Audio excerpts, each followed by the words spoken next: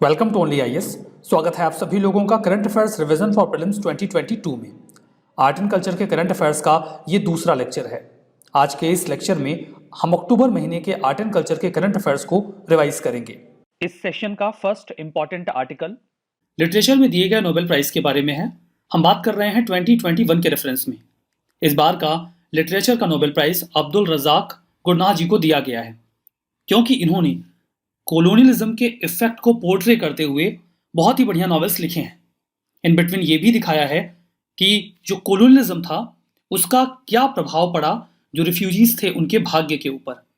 मैं आपको बता दूं कि गुरनाह जी का जो जन्म है वो 1948 में तंजानिया के एक आइलैंड पर हुआ था जिसका नाम है इनफैक्ट जंजीबार। लोकेशन देखिए, ये है अफ्रीका, और अफ्रीका में यहाँ पर है तंजानिया। बिल्कुल यहाँ पर एक आइलैंड आपको मिलेगा, यहाँ इस ब्रॉड मैप में देखिए, ये है जंजीबार, जहां पर गुरनाह जी का जन्म हुआ। इसके बाद देखिए काफी लंबे समय तक ये कॉलोनी रहा था ब्रिटेन की। जब आजाद हुआ तो वहां पर civil war type situation create हो गई, तो गुरनाह जी को भागकर रिफ्यूजी के तौर पर इंग्लैंड जाना पड़ा। 1960s में ये इंग्लैंड पहुंचे और वहां पर उन्होंने अपना लिटरेरी वर्क स्टार्ट किया। लिटरेचर के प्राइज की बात करें तो ये 5th अफ्रीकन बन चुके हैं जिन्होंने लिटरेचर में नोबेल प्राइज अवील किया है। ये अभी कुछ समय पहले तक इंग्लिश के प्रोफेसर रहे, पैरेलली पोस्ट कॉलोनियल लिटरेचर के भी प्रोफेसर रहे यूनिवर्सिटी ऑफ केंट में, ब्रिटेन में। इन्होंने 21 वर्ष की आयु से ही अपने लिटरेचर्स लिखने शुरू कर दिए थे। इंग्लिश में ये अपनी रचनाएं लिखते थे, यद्यपि इनकी जो पहली लैंग्वेज थी वो स्वाहिली थी। कोलोनियलिज्म और रिफ्यूजीज का एक्सपीरियंस, उनका ट्रॉमा, इस पर इनका वर्क बेस्ड है।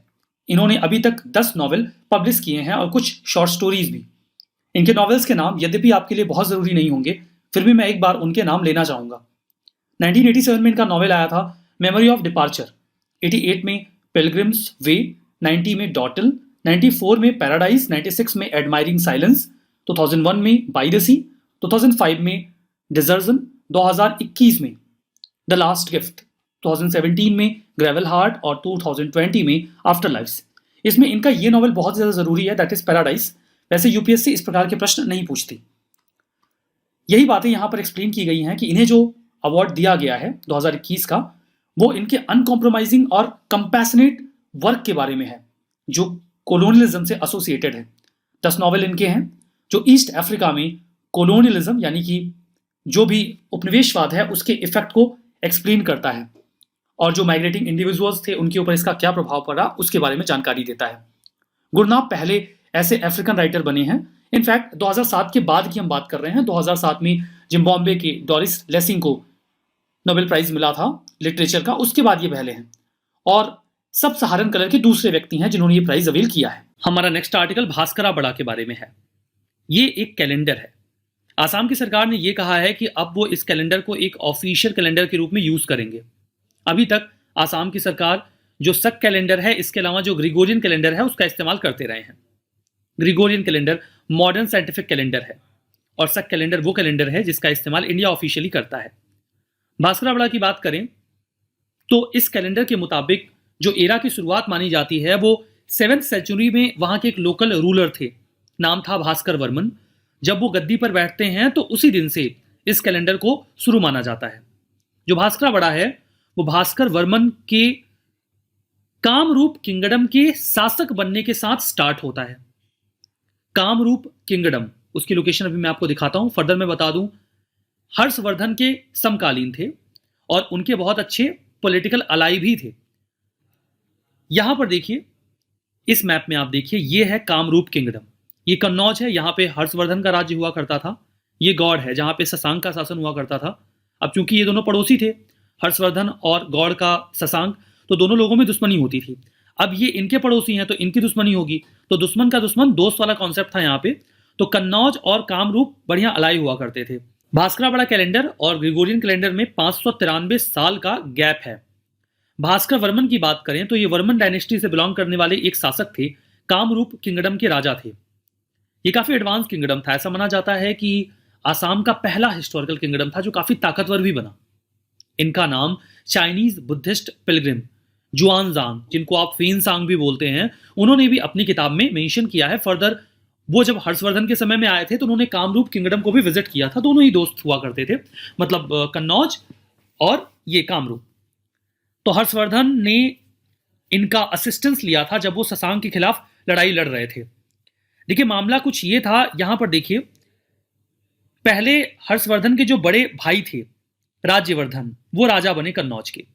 उन्होंने अपनी बहन राज्यश्री का जो विवाह है वो मुखारी राजा से किया। यहां पर उनका शासन हुआ करता था।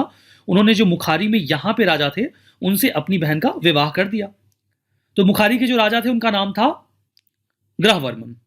लेकिन हुआ ये कि मालवा का जो राजा था, मतलब ये मालवा यहां पे है, मालवा का जो राजा था देवगुप्त, उसने अटैक किया मुखारी किंग के ऊपर और इनको मार दिया। इस तरीके से उन्होंने राज्यवर्धन के जीजा को मार दिया और उनकी बहन को बंदी बना लिया। अब ये बात राज्यवर्धन को बिल्कुल बर्दाश्त नहीं होती, तो उन्होंने मालवा के ऊपर अटैक कर दिया और मालवा को डिफीट भी कर दिया, उनकी टेरिटरी को जीत लिया, मालवा को जीत लिया। जो शशांक है, मतलब ये गौड़ का राजा, वो विजिट करता है राज्यवर्धन के राज्य में, ये बोल के कि हम आपके फ्रेंड हैं। लेकिन उसने एक सीक्रेट अलायंस कर रखा था यहां मालवा के साथ, और जब वो यहां पहुंचता है तो वो धोखे से राज्यवर्धन को मार देता है। जब इस बात की जानकारी हर्षवर्धन को लगती है तो उनकी उम्र महज 16 साल थी। वो अपनी आर्मी लेकर अटैक करते हैं शशांक के ऊपर। यद्यपि वो उसे कैच नहीं कर पाते, पकड़ नहीं पाते, वो भाग जाता है, लेकिन वो एक बहुत बड़ा हिस्सा जो गौड़ का है उसे अपने कब्जे में ले लेते हैं और उनके इस मिलिट्री एक्सपीडिशन में उन्हें मदद मिली कामरूप से। तो हर्षवर्धन और कामरूप के जो राजा थे वो आपस में बहुत अच्छे अलाई हुआ करते थे। तो ये पूरी स्टोरी है। हमारा जो नेक्स्ट आर्टिकल है वो मार्तंड सन टेम्पल के बारे में है। हमारे यूनियन मिनिस्टर पीयूष गोयल ने अभी इस टेम्पल को विजिट किया। ये हिल टॉप पर सिचुएटेड है। कोणार्क और मुधेरा का जो सन टेम्पल है ये उससे भी ज्यादा पुराना है। ये टेम्पल आपको अनंतनाग से 5 मील की दूरी पर मिलेगा, जम्मू कश्मीर यूटी में। मार्तंड सन टेम्पल इसे पंडुआ लैडान भी कहा जाता है। हिंदू टेम्पल है, भगवान सूर्य को डेडिकेटेड है। 8वीं शताब्दी में इसे बनाया गया था। वहां पर कारकोटा डायनेस्टी के एक राजा हुआ करते थे। इनफैक्ट वो 3rd रूलर थे इस डायनेस्टी के। नाम था ललितादित्य मुक्तापिडा। 8वीं शताब्दी में इन्होंने इस मंदिर को बनवाया था। माना यह जाता है कि 725 से 756 के बीच में इसे बनवाया गया। मार्तंड एक्चुअली में एक दूसरा नाम है, सूर्य का पर्यायवाची है। अब तो खंडहर बचा हुआ है। सिकंदर शाह मीरी ने इसे पूरी तरीके से ध्वस्त कर दिया था, तोड़ दिया था।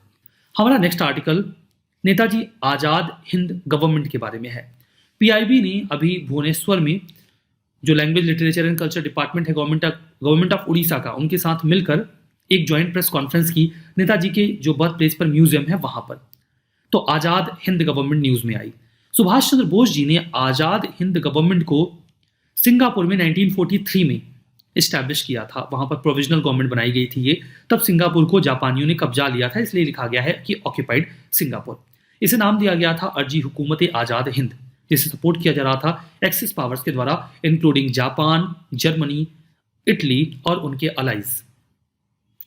जापान का ऑक्यूपाइड जो अंडमान और निकोबार आइलैंड था, वहीं पर इस सरकार को बनाया गया, जिसे बाद में अंग्रेजों ने फिर से ऑक्यूपाई भी कर लिया था 1945 में। बोस जी इस बात को मानते थे कि हम केवल आर्म स्ट्रगल के माध्यम से ही भारत को आजाद करवा पाएंगे। तो जिन लोगों ने मलेशिया और म्यांमार के युद्ध में अंग्रेजों से, ये ब्रिटिशर्स की तरफ से वो लड़ रहे थे और उन्हें जापानीज आर्मी ने पकड़ लिया था, उन्हीं लोगों को इकट्ठा करके एक फौज बनाई गई और उसके बाद एक सरकार भी बनाई गई। इस सरकार के पास अपना कोड, सिविल कोड, करेंसी हुआ करता था। पोर्ट ब्लेयर इसकी प्रोविजनल कैपिटल थी। इसके अलावा इसकी कैपिटल इन एग्जाइल हुआ करती थी रंगून और सिंगापुर में। Bose ji head of the state थे, प्राइम मिनिस्टर थे, minister of war and foreign affairs भी थे। कैप्टन लक्ष्मी वुमेन ऑर्गेनाइजेशन को हेड करती थी। S.A. अय्यर ये पब्लिसिटी और प्रोपेगेंडा विंग के हेड थे। रास बिहारी बोस जी सुप्रीम एडवाइजर थे। बोस जी की मौत के बाद और सेकेंड वर्ल्ड वॉर में जापान के हार जाने के बाद ये गवर्नमेंट कोलैप्स कर जाती है। हमारा नेक्स्ट आर्टिकल जयप्रकाश नारायण जी के बारे में है। हाल ही में उनकी एक बायोग्राफी रिलीज की गई। बायोग्राफी का टाइटल है द ड्रीम ऑफ रिवॉल्यूशन। इसे ऑथर किया गया है 2 लोगों के द्वारा मिलकर, बिमल प्रसाद और सुजाता प्रसाद। कई सारे एग्जाम्स में बुक्स और उनके नाम पूछ लिए जाते हैं अगर वो लेटेस्ट है तो बाकी एग्जाम्स में द ड्रीम ऑफ रिवॉल्यूशन किसका है, बिमल प्रसाद, सुजाता प्रसाद, आपके पास ऑप्शन हो सकते हैं, तो आप जानते रहिए। यूपीएससी सिंपली जयप्रकाश नारायण जी के बारे में प्रश्न आपसे पूछ सकती है, तो उस पर भी विस्तार से बात करते हैं। 11 अक्टूबर 1902 में बिहार में इनका जन्म हुआ। लोगों ने प्यार से इन्हें लोक नायक कहा। शॉर्ट में लोग उन्हें जेपी कहा करते थे। जेपी शॉर्ट फॉर्म है जयप्रकाश का। फ्रीडम फाइटर रहे, सिविल डिसोबीडियंस मूवमेंट में भी एक्टिवली पार्टिसिपेट किया और क्विट इंडिया मूवमेंट में भी। सोशलिज्म से प्रभावित थे, मार्क्स को पढ़ा था, लेनिन को पढ़ा था और प्रभावित भी थे। वो चाहते थे कि इंडिया में भी सोशलिज्म अपनी पैठ जमाए। काफी ग्रेट इंटेलेक्ट थे, एथिकल वैल्यूज और स्टैंडर्ड्स को काफी ज्यादा तवज्जो दिया करते थे। चाहते थे कि सभी लोगों का डेवलपमेंट हो, सभी लोग आगे बढ़े। इन्होंने गरीब और अंडर प्रिविलेज लोगों के लिए लगातार काम किया। करप्शन और एंटी डेमोक्रेटिक कंडक्ट को लेकर भी लगातार विरोध किया और उसके लिए एक सिंबल भी बन गए। इंदिरा गांधी जी की जो पॉलिसीज थी 1970s में, उसका इन्होंने सख्ती से विरोध किया। बिहार में ऐसी सिचुएशन आ गई थी कि करप्शन अपने चरम पर था, तो करप्शन को काउंटर करने के लिए भी इन्होंने प्रयास किया। इसके अलावा भूदान मूवमेंट, उसमें भी इन्होंने अपना सहयोग दिया, जिसमें जमींदारों से कहा जा रहा था कि वो अपनी जमीन खुद ही छोड़ दें और जिनके पास नहीं है उन्हें दे दें। ओरिजिनली भूदान मूवमेंट विनोबा भावे जी से बिलोंग करता है।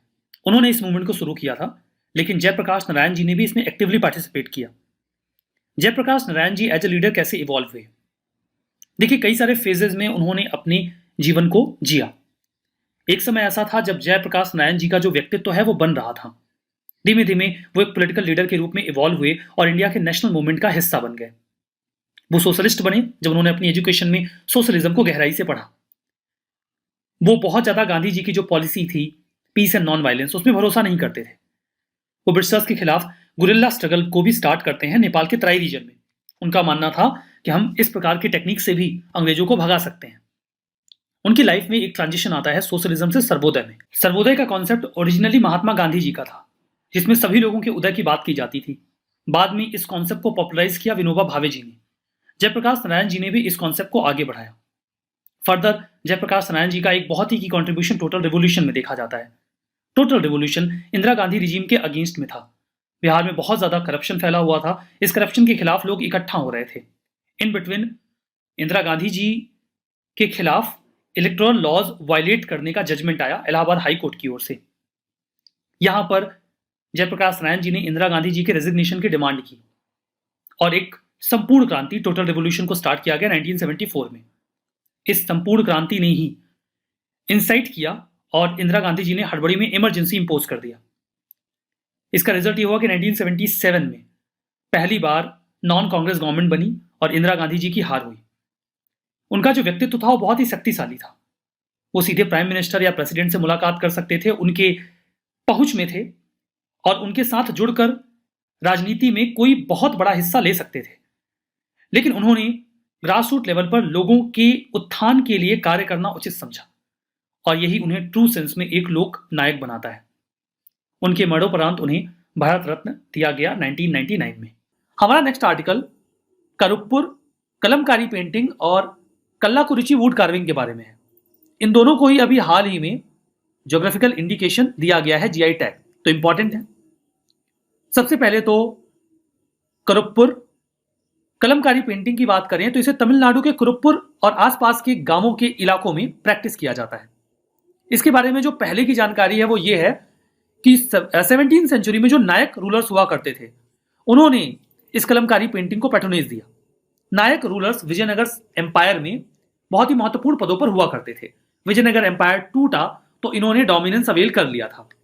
देखिए, ये है करुप्पुर कलमकारी पेंटिंग और ये है कल्लाकुरिची वुड कार्विंग।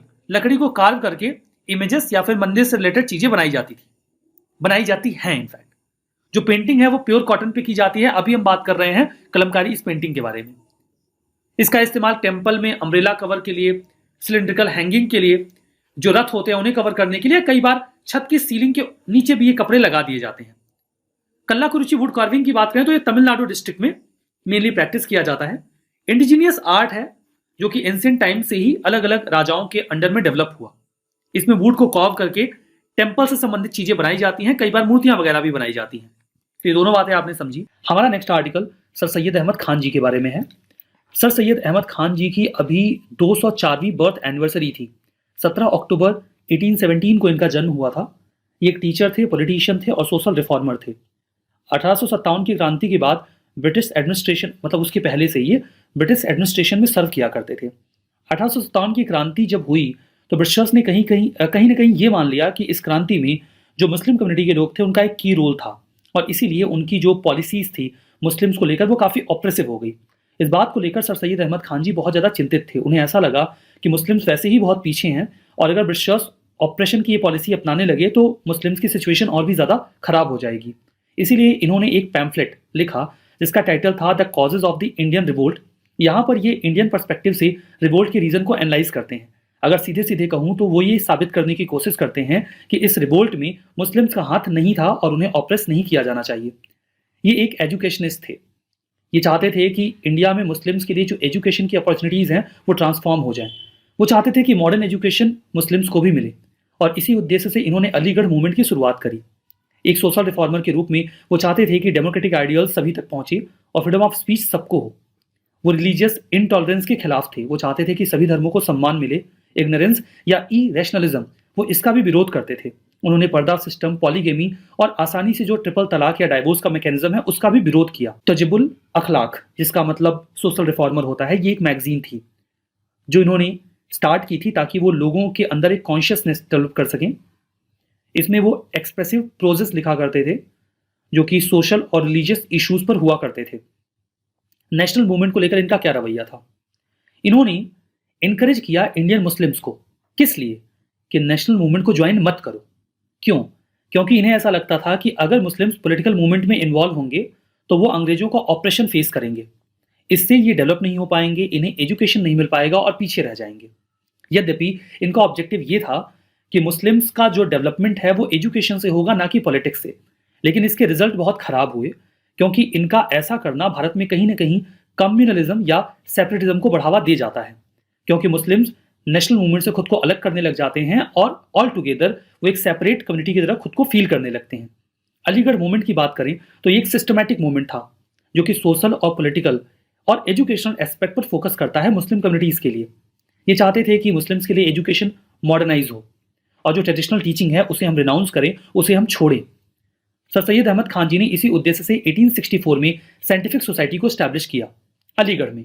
उद्देश्य ये था कि जो भी वेस्टर्न एजुकेशन के बुक्स या कॉन्सेप्ट्स हैं, बुक्स हैं, उनको हम ट्रांसलेट करें ताकि उन्हें मुस्लिम कम्युनिटीज एक्सेस कर सकें और उनके अंदर साइंटिफिक टेम्परामेंट इनकलकेट हो। Aligarh institute gazette sir Syed Ahmed Khan ji publish करते थे। ये इसी साइंटिफिक सोसाइटी का एक ऑर्गन था। 1877 में उन्होंने माओक फाउंड किया, मोहम्मडन एंग्लो ओरिएंटल कॉलेज। इसे ऑक्सफोर्ड और कैम्ब्रिज यूनिवर्सिटी की तर्ज पर ही फाउंड किया गया था। हो सकता है आप जानते हो कि यही माओक बाद में जाकर अलीगढ़ मुस्लिम यूनिवर्सिटी में तब्दील हो गया। इसने मुस्लिम रिवाइवल में काफ़ी मदद करी और मुस्लिम्स को एक कॉमन लैंग्वेज उर्दू को भी इस्टेब्लिश कर दिया। तो आज के इस सेशन में बस इतना ही। Thank you very much.